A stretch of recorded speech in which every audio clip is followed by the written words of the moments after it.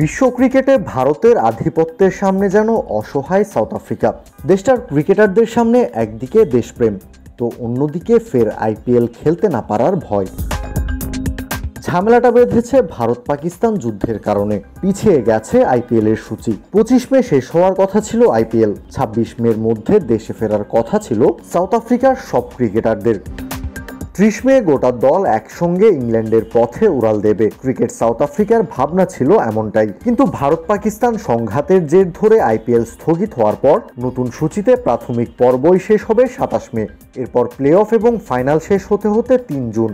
এদিকে টেস্ট চ্যাম্পিয়নশিপের ফাইনাল শুরু 11 জুন। 31 মে ইংল্যান্ডে পৌঁছে 3 জুন থেকে জিম্বাবুয়ের বিপক্ষে একটি 4 দিনের ম্যাচ খেলার কথা ছিল সাউথ আফ্রিকার। আর সবকিছু মিলিয়ে বিপাকে পড়তে হচ্ছে আইপিএল খেলতে আসা সাউথ আফ্রিকান ক্রিকেটারদের।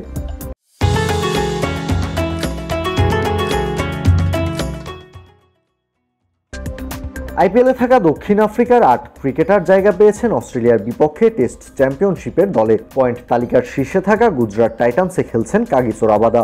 2-এ থাকা রয়্যাল চ্যালেঞ্জার্স বেঙ্গালুরুতে আছেন লুঙ্গি এনগিডি। প্লে অফের কাছাকাছি থাকা মুম্বাই ইন্ডিয়ান্সে খেলছেন রায়ান রিকেলটন এবং বশ।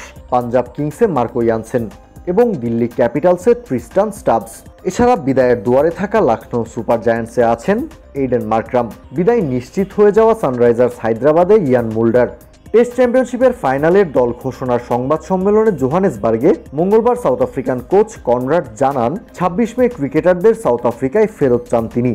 আইপিএল বিসিসিআই এর সঙ্গে আমাদের চুক্তি অনুযায়ী 25 মে ফাইনাল শেষে আমাদের ক্রিকেটাররা 26 মে ফিরবে। 30 মে উড়াল দেওয়ার আগে যাতে পর্যাপ্ত সময় আমাদের থাকে। আমার চেয়ে উঁচু পদে যারা আছে তারা প্রতিনিয়ত আলোচনা চালিয়ে যাচ্ছে, ব্যাপারটি তারা দেখভাল করছে। আমরা আমাদের ক্রিকেটারদের ফেরত চাই 26 মে এবং আশা করি এটি ফলদায়ক হবে। তবে বিসিসিআই এবং ক্রিকেট সাউথ আফ্রিকার মধ্যে আলোচনায় সরাসরি সম্পৃক্ত থাকা এনকোয়ের বলছেন ভিন্ন কথা। বল ঠেলে দিয়েছেন ক্রিকেটারদের কোর্টে। জোর গলায় ভারতকে না বলতে পারছেন না।